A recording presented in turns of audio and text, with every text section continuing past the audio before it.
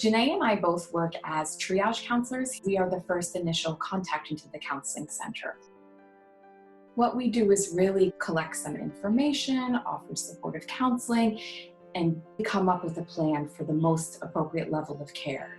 While Jennifer and I may not see you for ongoing counseling, a part of the triage process is really about demystifying therapy. We can spend some time helping you not only navigate getting connected to whatever type of care you want, but we also talk to you about what therapy is.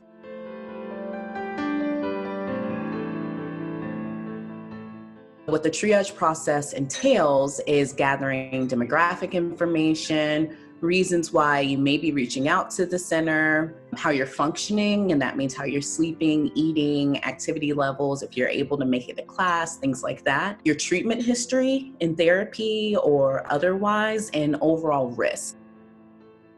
After the screening, we speak with you about any specifics that you're looking for in treatment, any specialties, any modalities, any gender or identity preferences. And after that, we do our best to find the most appropriate care for you. This could be a connection to short-term counseling, a connection to an outside provider, or assistance with connecting you to another relevant FIT department. If for some reason we connect you with a therapist who doesn't feel like a good fit, don't feel obligated to stay. Although we're not able to have individual sessions for students who are no longer located in New York State, we do offer a robust offering of workshops. Some of the topics of workshops that we have going on are living through loss, a virtual pet therapy, which is very popular, sound bath, which is a meditative relaxation experience, a substance use support group, which Jennifer facilitates, survivors of sexual assault group, and others. So please check out our website for full information on all of the offerings.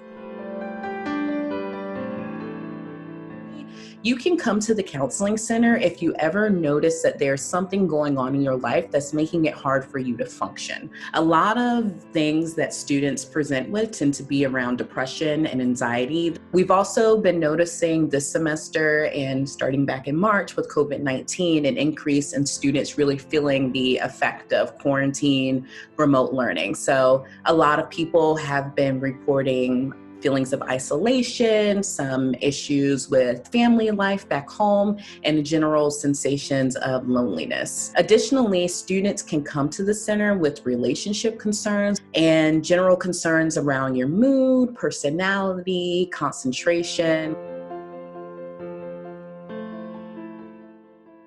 It's tricky because the thing is you're coming in and you're being vulnerable with someone that you don't really know. As licensed mental health professionals, we are all beholden to HIPAA. HIPAA is essentially a federal law that ensures confidentiality and general privacy of healthcare concerns. We don't discuss what's going on with your professors, faculty, deans, your parents, or any other students without your express consent. However, you should know that there are some limitations to HIPAA. If we think that you are going to be a serious risk to yourself or to someone else, then we break confidentiality.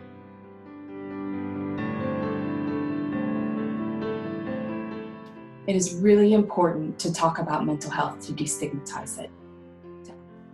How we talk about mental health truly matters. Everyone should have access to mental health care, especially on a college campus. It's important to encourage equality between physical and mental health.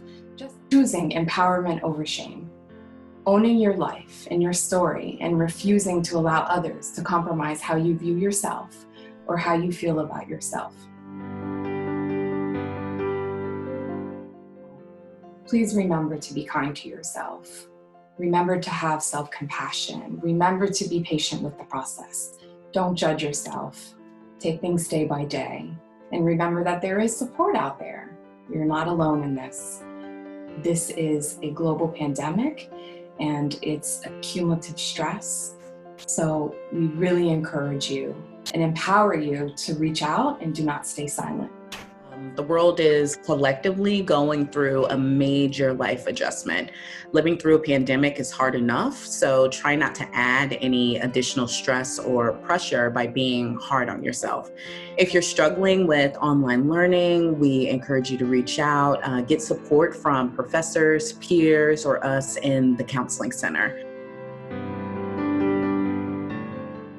Currently, the Counseling Center is fully remote and offering confidential telehealth video and phone sessions on a secure platform.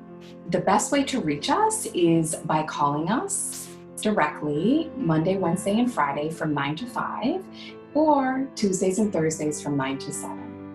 In addition, you can request an appointment via chat Monday through Thursday from 12 p.m. to 2 p.m. by logging into your FIT Health portal using your username and password, which can be found directly on our website.